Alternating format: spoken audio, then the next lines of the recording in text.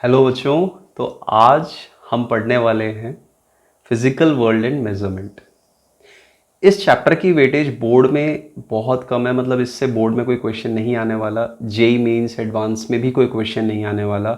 अगर आप पीएमटी की प्रिपरेशन कर रहे हैं तो नीट एग्ज़ाम में, एम्स में कहीं इस पे कोई क्वेश्चन नहीं आता। तो सबसे पहला सवाल ये बनता है कि हम चैप्टर क्यों पढ़ रहे हैं। क्योंकि ये जो चैप्टर है ये आपके फाउंडेशन को स्ट्रॉन्ग करेगा कि फिजिक्स जो भी आप आगे पढ़ेंगे वो क्यों पढ़नी हमारे लिए ज़रूरी है, क्यों इम्पॉर्टेंट है, और फिजिक्स होती क्या है, साइंस होती क्या है। तो बिल्कुल एक फंडामेंटल जो चैप्टर है एनसीईआरटी में, जो पहला चैप्टर है, हम यहाँ से स्टार्ट कर रहे हैं। और इस चैप्टर को पढ़ने के बाद काफ़ी कुछ बेसिक बातें आपको क्लियर होने वाली हैं। सबसे पहले हम देखेंगे कि ये जो पूरा का पूरा मैंने चैप्टर कवर किया है ये मैंने एनसीईआरटी बेस पे कवर किया है। तो आपका एनसीईआरटी यहां से कवर हो गया पूरा। इस चैप्टर पे आपको ज़्यादा टाइम नहीं लगाना, क्योंकि ये जो चैप्टर है आज ही में आपका पूरा कवर हो जाएगा। तो कोशिश ये करें, जो नोट्स आपको मैं बताता हूँ, जो इंपॉर्टेंट बातें वो आप अपने नोट्स की फॉर्म में अपने पास रखें और उनको रिवाइज करें, ठीक है। और अगर आपको लगता है तो आप रेगुलरली वापस से लेक्चर देख सकते हैं। तो सबसे पहले हम ये देखने वाले हैं कि इस पूरे चैप्टर में हम क्या पढ़ने वाले हैं, what are the learning objective. तो ये हम पढ़ेंगे सबसे पहला तो कि फिजिक्स क्या होती है, फिर देखेंगे इसके स्कोप, एक्साइटमेंट ऑफ फिजिक्स को, फिजिक्स टेक्नोलॉजी एंड सोसाइटी से कैसे रिलेटेड है, fundamental forces in nature and nature of physical laws. तो इन 5 चीजों को आप इस लेक्चर के एंड तक समझ पाएंगे। तो मेरा ये मानना है कि आप में एक एनर्जी आनी चाहिए फिजिक्स का नाम सुन के, क्योंकि अभी क्या है, ये जो चैप्टर है, ये चैप्टर अपने आप में आपको अगले जो 2 किताबें आप पढ़ने वाले हो, क्योंकि आपको 10th तक तो एक ही बुक मिलती थी साइंस की, लेकिन 11th में आपके पास फिजिक्स की 2 बुक्स हैं। उन दोनों बुक्स को समझने के लिए, एक फाउंडेशन बनाने के लिए चैप्टर बहुत ज़्यादा इंपॉर्टेंट है। तो सबसे पहला जो सवाल है व्हाट इज फिजिक्स, उससे पहले हम समझेंगे कि साइंस क्या होती है। तो हमें ये देखना पड़ेगा कि बहुत समय से जो ह्यूमंस हैं वो क्यूरियस हैं कि उनके आसपास का वर्ल्ड किस तरीके से काम करता है। मतलब हम ह्यूमन बीइंग बहुत टाइम से सोच रहे हैं कि ये क्या हो रहा है, मतलब पेड़ के पत्ते नीचे ही क्यों गिर रहे हैं, जो सेब है वो नीचे ही क्यों गिर रहा है, हवाएं क्यों चल रही हैं, ठीक है। बहुत सी ऐसी चीज़ें हैं। एग्जाम्पल के लिए मैं बोल सकता हूँ जैसे दिन और रात। आपको पता है डे खत्म होता है फिर नाइट आती है, फिर अगेन वही रिपीट हो रहा है। नेक्स्ट डे क्या हो रहा है, आपका डे फिर खत्म हो रहा है, फिर नाइट आ रही है। तो बहुत सी ऐसी चीजें हैं जिनके लिए हम बहुत ज्यादा क्यूरियस हैं कि होती क्यों है। आपको पता है सीजन्स हैं, बार बार एनुअली वो क्या होते हैं, रिपीट होते हैं। सोलर एक्लिप्स पता है आपको, टाइड्स आती हैं, जो भी लहरें आती हैं समुद्रों के अंदर वो क्यों जनरेट होती हैं। हमें रेनबो जो हम देखते हैं, आपको पता है 10th क्लास में आपने जाना है कि उसके पीछे की साइंस क्या है। तो बहुत सी ऐसी चीज़ें जो एनवायरनमेंट में हो रही हैं, तो उनके पीछे का लॉजिक क्या है, साइंस क्या है, वो समझना अपने आप में एक तरीके से फिजिक्स को लिंक करता है, क्योंकि फिजिक्स के थ्रू हम इन चीज़ों को समझा पाते हैं, उन लॉज को समझा पाते हैं। तो अब देखिए, सबसे पहले हमें समझना पड़ेगा कि साइंस क्या है। साइंस एक लैटिन वर्ब जिसको साइंटिया बोलते हैं। साइंटिया मैं आपको बता देता हूं, SCIENTIA, जिसका मीनिंग होता है टू नो। इससे बना है साइंस वर्ड, ठीक है। और संस्कृत वर्ड विजनन और अराबिक वर्ड इल्म कन्वे करता है सेम मीनिंग, ठीक है ना। तो आपको ये समझना पड़ेगा कि एक्चुअल में जो साइंस है और जो फिजिक्स है, मैं फिजिक्स को स्पेसिफिकली टारगेट करता हूं, फिजिक्स है क्या। फिजिक्स भी एक वर्ड जिसको हम बोलते हैं नेचर, ग्रीक वर्ड था, एक ग्रीक वर्ड का मीनिंग था नेचर, उसी से आया है, ठीक है। तो बेसिकली जो नेचर है वही क्या है, हमारी फिजिक्स है। सिंपल शब्दों में हम समझ लेते हैं कि नेचर को ही हम फिजिक्स बोलते हैं। जैसे हम देख सकते हैं कि हमारे आसपास का जो नेचर है, इसके अंदर जो जो फिनोमेना हो रहे हैं वो किस तरीके से हो रहे हैं, उन्हें समझाने के लिए हम फिजिक्स की हेल्प लेते हैं। हवाएं कैसे चल रही हैं, और जो सोलर, ये देखिए प्लैनेट, आप जानते हैं प्लैनेट्स अपनी पोजीशन कैसे चेंज कर रहे हैं, वो समझाने के लिए भी हम फिजिक्स का हेल्प लेते हैं। रेनबो कैसे फॉर्म होता है वो भी आप जानते हैं कि किस तरीके से, उसके पीछे की साइंस क्या होती है और कैसे हम उसे समझा पाते हैं।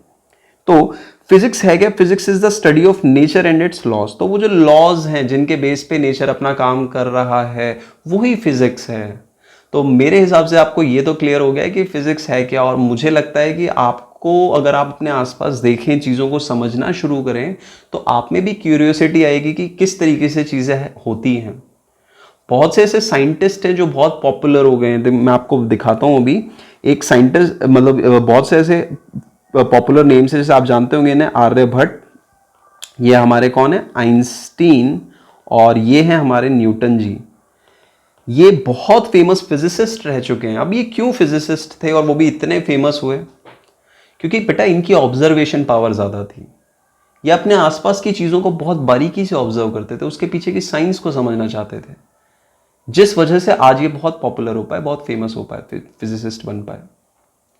तो चलिए अब हम देखें, तो ये तो हमें क्लियर हो गया एक तरीके से कि फिजिक्स क्या है। फिजिक्स एक तरीके के लॉज हैं जो कि नेचर के अंदर कैसे चीजें हो रही हैं, उन लॉज को समझा पाना, नेचर को समझा पाना ही फिजिक्स है। और बेटा ये फिजिक्स जो है ना, ये बहुत इंटरेस्टिंग चीज़ है। मतलब अगर आप अभी पढ़ना स्टार्ट कर रहे हैं, अभी आपको पता है कि एक इनिशियल स्टेज है, मैं आपसे बोलूंगा कि जो भी चीज़ें आप पढ़ रहे हैं बेटा, इनको ना अंडरस्टैंडिंग लेवल पे लाएं, उनको सोचने की कोशिश करें। एक एग्जाम्पल देता हूँ, मान लीजिए मैं यहाँ से एक बुलेट फायर करता हूँ। अब ये जो बुलेट फायर हो रही है, उससे पहले एक ट्रिगर दबाया गया। उस ट्रिगर को दबाने के बाद उसको एक तरीके से क्या मिलता है, एक तरीके से वो रिकॉइल मिलता है, जिसकी वजह से वो गन पीछे आती है और यहां से जो बुलेट निकल रही है वो अपने साथ मोमेंटम लेके जा रही है। तो बहुत सी ऐसे चीजें हैं जिनको आपको इमेजिन करना पड़ेगा, दिमाग में समझना पड़ेगा, उससे वो चीजें आपके लिए क्लियर होती जाएंगी। कोई भी क्वेश्चन आपके लिए बड़ा नहीं लगेगा। तो चलिए सबसे पहले हम फिजिक्स में समझेंगे दो इंपॉर्टेंट ऐसे मैं प्रिंसिपल आपको समझाने वाला हूं जो कि आपके लिए बहुत इंपॉर्टेंट है। सबसे पहला जो इसमें आता है वो आता है यूनिफिकेशन। तो हमें ये देखना पड़ेगा यूनिफिकेशन क्या होती है और रिडक्शन क्या होता है। अब यूनिफिकेशन का मतलब देखिए, मैं आपको समझा देता हूं। सबसे पहले आपने देखा होगा बहुत सी ऐसी चीजें हैं जो कि सेम प्रिंसिपल पर होती हैं। मान लीजिए मैं एग्जाम्पल के लिए बोलता हूं आप सभी को कि मान लीजिए एक पेड़ से एक सेब गिर रहा है, एप्पल फॉल कर रहा है एक ट्री से, और मैं बोलता हूं कि मून अर्थ के अराउंड रोटेट हो रहा है, मतलब एक तरीके से motion of moon around the earth, या फिर हम प्लैनेट्स का मोशन बात करें सन के अराउंड, उन सबके पीछे एक ही लॉ लग रहा है जिसे लॉ ऑफ ग्रेविटेशन बोला जाता है। तो देखिए, तो हम बोलेंगे लॉ ऑफ ग्रेविटेशन, ये एक सिंगल लॉ है जो कई मैकेनिज्म के पीछे लग रहा है। जैसे मैंने आपको बताया था, सबसे पहला कौन सा, पहला है आपका Apple falling from a tree. ठीक है, तो इसके पीछे की साइंस क्या है, इसमें भी आपको पता है कि यहां पे क्या लग रहा है, लॉ ऑफ ग्रेविटेशन। सेकेंड जो पॉइंट आता है वो आता है हमारे पास कि motion of moon around earth, and जो थर्ड इंपॉर्टेंट बात आती है वो क्या थी, मैंने बताई थी, motion of planets around sun. तो हम ये बोल सकते हैं बेटा कि ये जो तीनों फिनोमिना है, देखो तीनों अलग अलग चीजें हो रही हैं, इन तीनों के पीछे का जो लॉजिक है, जो लॉ है, वो क्या है, लॉ ऑफ ग्रेविटेशन। चाहे एप्पल गिर रहा हो, चाहे motion of moon around earth हो, चाहे motion of planet around the sun हो। तो बेटा इसे कहते हैं यूनिफिकेशन। मैंने क्या किया, मैंने कई चीजों के पीछे के जो लॉ को था यूनिफाई कर दिया। अब इसको समझना आसान है, मैं तीन चीजों को एक ही साथ समझ सकता हूं, तो ये बहुत ईजी हो गया। तो चलिए अब हम देखते हैं इसी के साथ, ये तो यूनिफिकेशन का एक एग्जाम्पल हो गया, और मैं आपको बता सकता हूं एक मैक्सवेल इक्वेशन हम स्टडी करेंगे आगे जाके। तो उस मैक्सवेल इक्वेशन को मैं समझाने के लिए जस्ट अ मिनट, देखिए हमारे पास एक मैक्सवेल इक्वेशन आती है, और ये जो इक्वेशन है इसके अंदर देखिए चार इंपॉर्टेंट इक्वेशंस बनती हैं। पहली जो बनती है वो बनती है हमारी इलेक्ट्रोस्टैटिक्स से, दूसरी जो इक्वेशन बनती है वो बनती है इलेक्ट्रोडायनामिक्स से, तीसरी जो बनती है वो बनती है मैग्नेटिज्म से, और जो फोर्थ बनती है वो बनती है govern all electric and magnetic phenomena।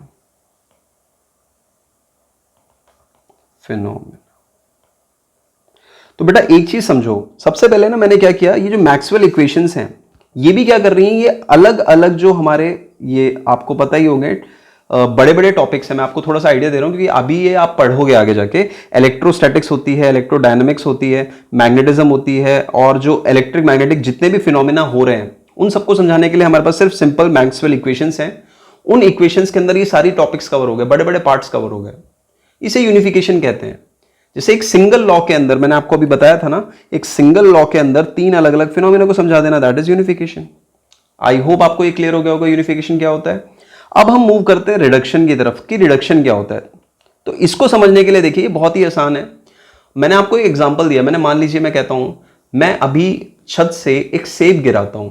उस सेब के गिरने के टाइम पे नीचे एक पर्सन खड़ा है, एक बंदा खड़ा है जो उसको गोली मारता है। अब वो सेब नीचे आ रहा है, वो फ्री फॉल हो रहा है उसका, वो सेब नीचे आते हुए फ्री फॉल है, तो ग्रेविटी के इफेक्ट में वो मूव कर रहा है। उसकी एक्सेलरेशन 9.8 मीटर पर सेकंड स्क्वायर है। अभी ये सारी बातें और आप पहले पढ़ चुके हैं, लेकिन फिर भी अगर आपको मैं बिल्कुल बेसिक से आगे जब चैप्टर स्टार्ट होगा कवर कराऊंगा काइनेमेटिक्स में, तो वो जो एप्पल जब नीचे आ रहा है और जब वो बुलेट शॉट उसको लगता है, जैसे मैं आपको यहां पे दिखा देता हूं, मान लीजिए दिस इज अ बिल्डिंग और यहां से एक एप्पल मैंने नीचे गिराया, ठीक है। तो अब ये एप्पल जब नीचे गिर रहा है, इसी पॉइंट पे यहां पर एक पर्सन खड़ा है गन के साथ। इसने क्या किया, एक गन अपनी गन से बुलेट को फायर किया। अब फायर करने के दौरान ये भी नीचे आ रही है और यहां पे से बुलेट फायर हो रही है। यहां पे आके हो सकता है इस एप्पल पे जो हमारी बुलेट है वो हिट कर जाए। तो कहने का पर्पस क्या है कि इसके अंदर कई सारे फिनोमिना इन्वॉल्व हैं। ये बॉडी का नीचे आना, इस बुलेट का इधर जाना, लेफ्ट में जाना।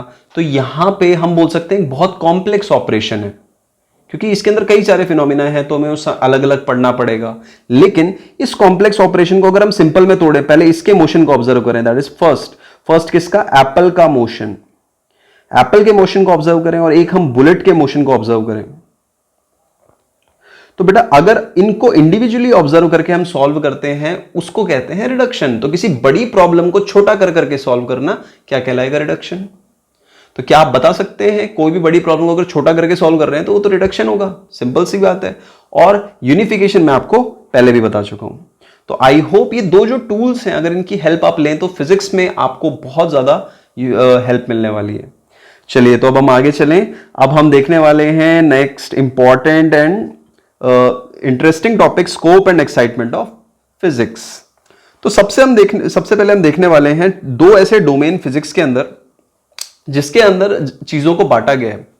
देखिए मान लीजिए अगर मैं कोई ऑब्जेक्ट को स्टडी कर रहा हूं अभी, तो वो दो तरीके से स्टडी होती है। फिजिक्स हम एक तरीके से ही नहीं लगाते हर चीज पे, दो अलग फील्ड बना दिए हैं। पहला जो फील्ड है दैट इज मैक्रोस्कोपिक लेवल, जो बड़ा लेवल है हमारा, और एक है माइक्रोस्कोपिक लेवल, जो अंदर जाके छोटे पार्टिकल लेवल की हम बात करते हैं। फॉर एग्जाम्पल ये जो पेन है आपके सामने, इस पेन को अगर मैं ऑब्जर्व कर रहा हूं, इसके मोशन को ऑब्जर्व कर रहा हूं, मान लीजिए गिर जाता है, तो इसके मोशन को ऑब्जर्व करना मैक्रोस्कोपिक लेवल का ऑब्जर्वेशन है। लेकिन इसके अंदर जो एटम प्रेजेंट है, उन एटम्स के मोशन को अगर मैं ऑब्जर्व कर रहा हूं और वो पर्टिकुलरली माइक्रोस्कोप के अंडर कर रहा हूं या किसी भी ऐसे इंस्ट्रूमेंट के अंदर कर रहा हूं जो कि बहुत माइक्रोस्कोपिकली चेंजेस को देख पा रहा है, तो वो कहलाता है माइक्रोस्कोपिक लेवल। अब आप बोलेंगे सर इनको अलग अलग क्यों स्टडी कर रहे हैं, क्यों हम मैक्रोस्कोपिक एंड माइक्रोस्कोपिक अलग अलग स्टडी कर रहे हैं? तो उसके पीछे एक रीजन है, क्योंकि जो चीजें जो साइंस मैक्रोस्कोपिक ऑब्जेक्ट्स पे लगती है वो माइक्रोस्कोपिक ऑब्जेक्ट्स पे नहीं लगती है। तो हम यहां पे पूरी एंटायरली अलग फिजिक्स को स्टडी करते हैं और माइक्रोस्कोपिक लेवल पे अलग से स्टडी करते हैं।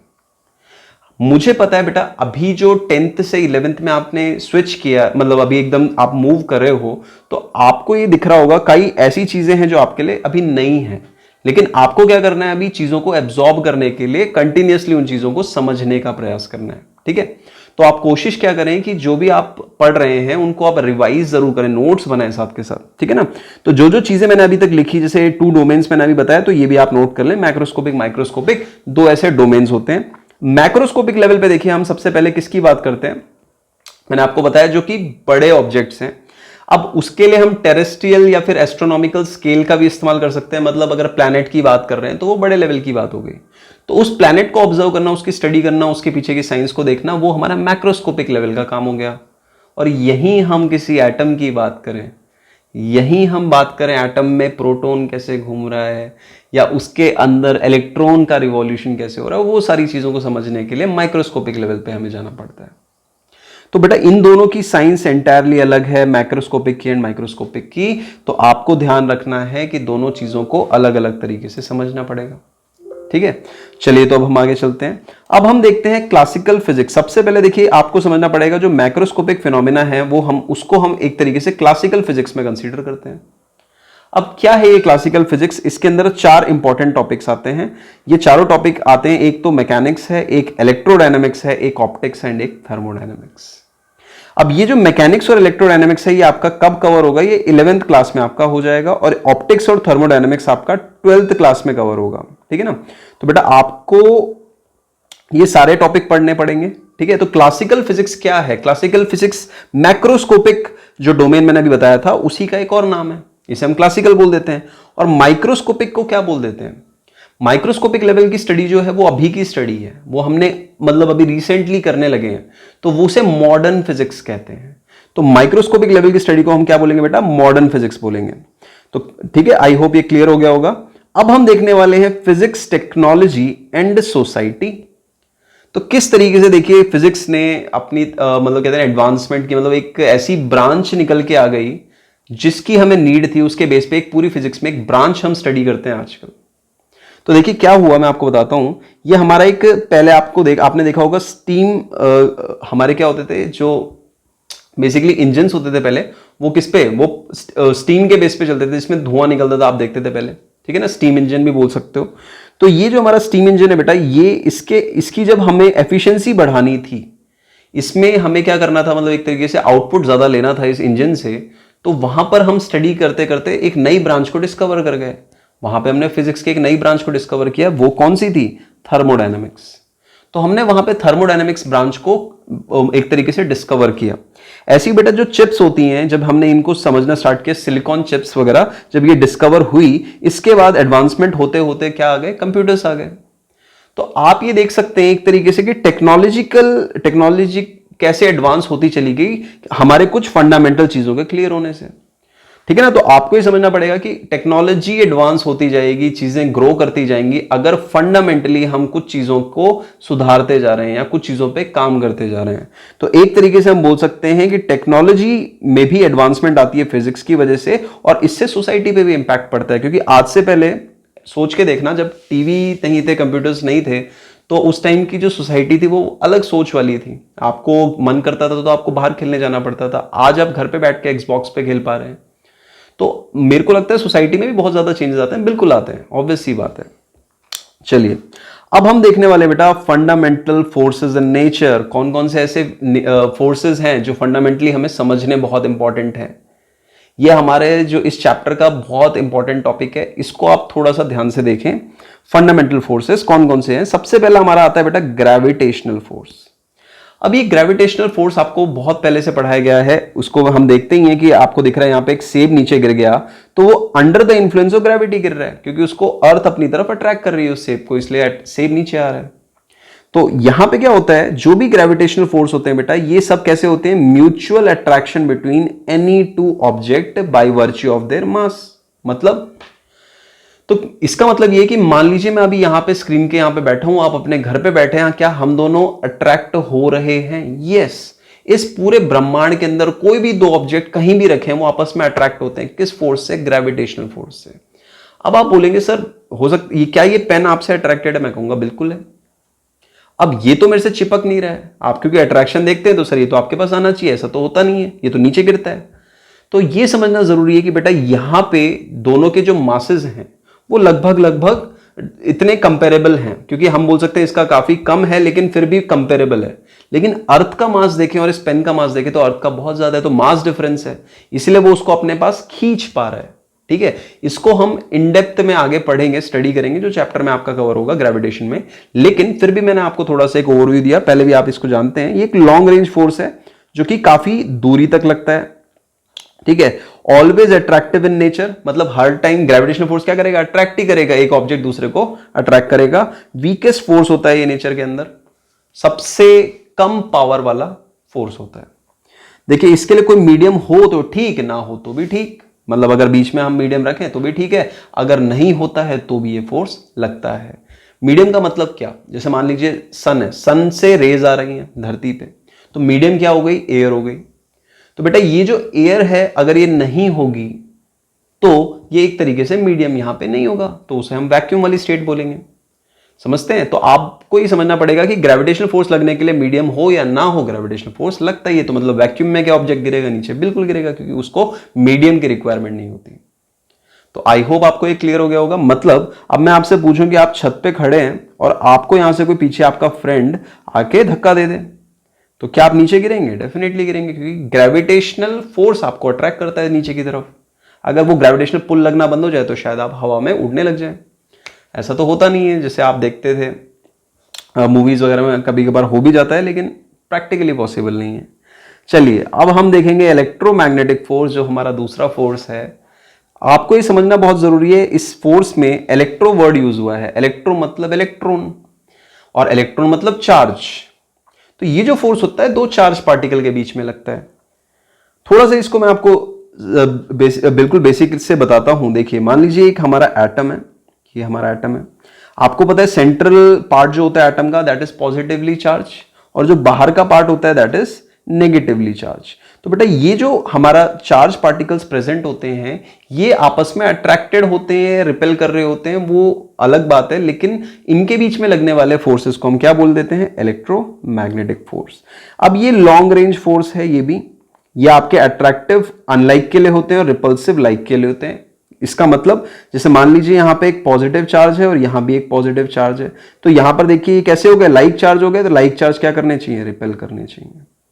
ठीक है, तो आप बोलोगे दो पॉजिटिव चार्ज पार्टिकल एक दूसरे को रिपेल करेंगे, धक्का देंगे, लेकिन यही एक पॉजिटिव चार्ज पार्टिकल है और यहां पर एक नेगेटिवली चार्ज पार्टिकल है, तो एक दूसरे को क्या करेंगे बेटा? ये अट्रैक्ट करेंगे दोनों चार्ज पार्टिकल। ठीक है, तो अट्रैक्टिव किसके लिए होते हैं? अनलाइक चार्जेस, जैसा आपको यहां देखने को मिल रहा है। ये कैसे चार्जेस हैं हमारे? Unlike charges. और ये कैसे चार्जेस हैं हमारे? Like charges. आई होप आपको ये क्लियर हो गया होगा। अब देखिए बेटा, one of the strongest force, अब ये समझना जरूरी है कि जो इलेक्ट्रोमैग्नेटिक फोर्स है ये बहुत स्ट्रांग है। ठीक है ना, ये बहुत ज्यादा स्ट्रांग फोर्स होता है। इसको मीडियम की रिक्वायरमेंट नहीं होती, जैसा कि ग्रेविटेशनल के लिए भी था। ठीक है ना, अगर मीडियम बीच में हो ना हो कोई दिक्कत नहीं है इनको। चलिए आगे चलते हैं। अब हम देखते हैं स्ट्रॉन्ग न्यूक्लियर फोर्स को। तो ये जो स्ट्रॉन्ग न्यूक्लियर फोर्स है ये क्या है? और एक होता है हमारा वीक न्यूक्लियर फोर्स। नाम से समझने की कोशिश करें, न्यूक्लियर, न्यूक्लियर मतलब न्यूक्लियस के अंदर लगने वाले फोर्स। स्ट्रॉन्ग फोर्स बेटा वो फोर्स होते हैं जो कि इस पूरे, मान लीजिए एक एटम है, ठीक है, आपको पता ही होगा कि एटम में इलेक्ट्रॉन की पोजीशनिंग कुछ इस प्रकार से होती है, देखने को जैसे आपको ये डायग्राम में दिख रहा है। तो इस एटम के अंदर अगर हम बात करें, आपको पता है यहां पे पॉजिटिव चार्ज है और इसी न्यूक्लियस के अंदर बहुत सारे पॉजिटिव चार्जेस हैं। अभी आपको मैंने बताया था बेटा पॉजिटिव पॉजिटिव एक दूसरे को रिपेल करते हैं, तो यहां पर इतने सारे पॉजिटिव चार्ज एक न्यूक्लियस के अंदर, जो छोटा सा होता है न्यूक्लियस, उसमें कैसे रह पा रहे हैं? तो इनके बीच में जो फोर्स लग रहा है, जो उन्हें रोक के रख रहा है, जो बाइंड करके रख रहा है, नहीं तो एटम फट जाएगा, एटम बॉम्ब बन जाएगा। तो वो जो एटम बेटा रुका हुआ है, वो फोर्स क्या क्या होता है? दैट फोर्स है स्ट्रॉन्ग न्यूक्लियर फोर्स। ठीक है बेटा, वो उसको रोक के रख रहा है, वो एटम को स्टेबलाइज करके रख रहा है। अब ये क्या करता है? ये बाइंड करता है प्रोटॉन एंड न्यूट्रॉन को न्यूक्लियस के अंदर। ठीक है, और ये स्ट्रॉन्गेस्ट फोर्स है नेचर के अंदर। सबसे ज्यादा पावरफुल फोर्स कौन सा है? Nuclear force. आपको पता है न्यूक्लियर वेपन कितना बड़ा धमाका होता है, ठीक है ना, हिरोशिमा नागासाकी, आपको पता है कितना बड़ा वहां पे डिजास्टर हुआ था, बहुत बड़ा हुआ था, आज तक भी लोग रिकवर नहीं कर पा रहे। तो बेटा ये इंपॉर्टेंट चीज आपको समझनी पड़ेगी। दूसरा, ये शॉर्ट रेंज फोर्स है, मतलब 10 की पावर -15, मतलब कितना छोटा डिस्टेंस। 10 की पावर -15 को देखो, थोड़ा मैं आपको समझाता हूं। मान लीजिए 1/10 है, तो बेटा ये क्या ये छोटा है? जैसे मान लीजिए 1 की बात करें और 1 से 1/10 का कंपेयर करें, तो 1 बड़ा है, 1/10 मतलब 0.1। ऐसे ही बेटा 1/100 हो गया तो कितना हो गया? 0.01, और छोटा हो गया। ऐसे ही 1/10 की पावर 15 है, ये तो 10 की पावर 2 था ना यहाँ पे, तो देखिए कितनी छोटी हो गई, 0.0000000। तो कितनी छोटे रेंज का फोर्स है ये, आपको आइडिया लगा? चलिए, it is responsible for stability of nucleus. ये बहुत इंपॉर्टेंट बात है। न्यूक्लियस को मैंने अभी बताया था बेटा, वो फट सकता है क्योंकि उसके अंदर प्रोटॉन प्रेजेंट है, और वो प्रोटॉन बहुत छोटे से स्पेस में, जो कि न्यूक्लियस है, उसमें डेंसली बैठे हुए हैं। तो बेटा वो उस पूरे एटम को रोक के रख पा रहा है। ये जो फोर्स है, स्ट्रॉन्ग न्यूक्लियर फोर्स की वजह से वो सारे पार्टिकल वहां रुके हुए हैं। ठीक है। तो आपको समझना पड़ेगा कि बेटा ये स्टेबिलिटी को भी हेल्प कर रहा है, क्योंकि वो एटम क्या है, फट तो रहा नहीं है। आपको अगर एटम फटता होता दिखता तो हर जगह क्या होता, तब ये दुनिया ही खत्म हो जाती, लेकिन ऐसा तो होता नहीं, कंट्रोल्ड होता है। और आपको पता ही है जितनी भी न्यूक्लियर रिएक्शन होती है कहां कहां काम में आती है, मतलब विस्फोट तो है, देखिए इसको हम बोल सकते हैं बूम एंड बेन, मतलब फायदे की भी चीज है और नुकसान की भी है। फायदा ये है कि अगर इसको हम यूज करें इलेक्ट्रिसिटी जनरेशन के लिए तो कितना अच्छा एनर्जी का सोर्स है, मतलब कितनी इलेक्ट्रिसिटी हम जनरेट कर सकते हैं। लेकिन यहीं पे डिस्ट्रक्शन की बात करें तो आपको पता है डिफरेंट डिफरेंट कंट्रीज आजकल क्या कर रही है, न्यूक्लियर वेपन्स यूज कर रही हैं एक दूसरी कंट्रीज को धमकाने के लिए। चलिए, चार्ज इंडिपेंडेंट होता है, इसको कोई चार्ज से मतलब नहीं है। प्रोटॉन प्रोटॉन की बात हो, प्रोटॉन न्यूट्रॉन की बात हो, या न्यूट्रॉन न्यूट्रॉन की बात हो, सभी के बीच में कैसा होता है, स्ट्रॉन्ग न्यूक्लियर फोर्स होता है। ठीक है बेटा, चले आगे। अब आते हैं बेटा वीक न्यूक्लियर फोर्स के ऊपर।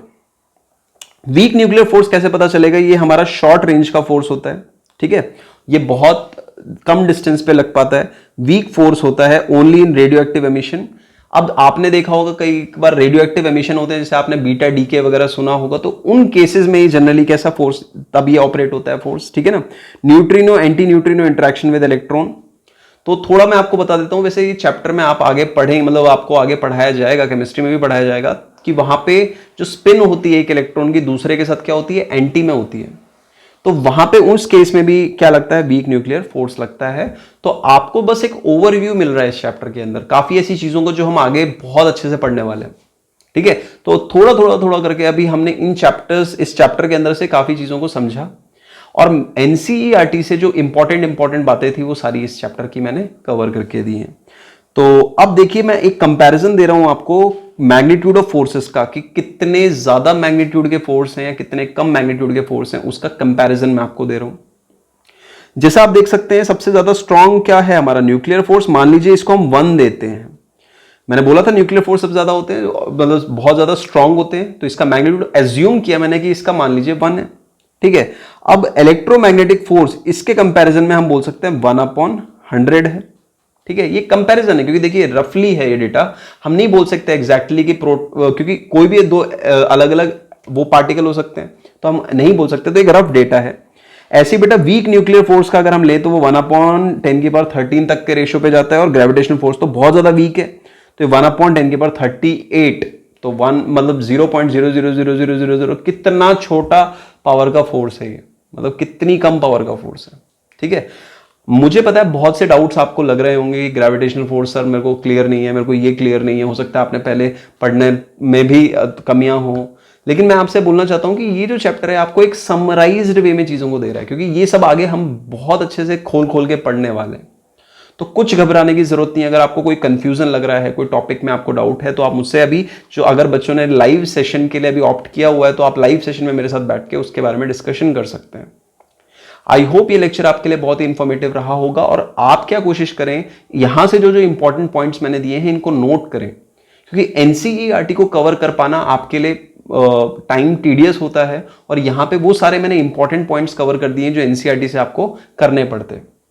So thank you so much attend करने के लिए लेक्चर को, और मैं बताने वाला हूं कि अभी जो हमारी जर्नी है ये बहुत इंटरेस्टिंग होने वाली और ज्यादा, क्योंकि अभी हमारे जो मेन चैप्टर्स हैं हम स्टार्ट करेंगे। जो नेक्स्ट चैप्टर हमारा है वो यूनिट्स एंड डायमेंशन, वो चैप्टर हम स्टार्ट करेंगे। कई जगह पे यूनिट्स एंड मेजरमेंट भी है, तो वो चैप्टर स्टार्ट होगा, तो वहां से हमको चीजें और क्लैरिटी से समझ में आने लगेंगी, किस तरीके से चीजें मतलब हम स्टडी करते चलेंगे, और क्वेश्चंस हम साथ के साथ प्रैक्टिस करते चलेंगे। इस चैप्टर के अंदर ज्यादा क्वेश्चंस है नहीं, तो आपको अभी हम कोशिश ये करेंगे कि आपको जो क्विज मिले उसी से आप वो जो क्वेश्चंस हैं आप अटेम्प्ट करें। ठीक है, कोशिश करें 80% प्लस का स्कोर अपना हर टेस्ट में आपको रखना ही रखना है। तो thank you so much attend करने के लिए लेक्चर, और अगर आपको मतलब कहते हैं ना चीजें समझ में आ रही हैं, तो लाइव सेशन में आप क्लियर करें, कि आपको अगर कोई डाउट भी आ रहा है तो आप वहां पे क्लियर करें।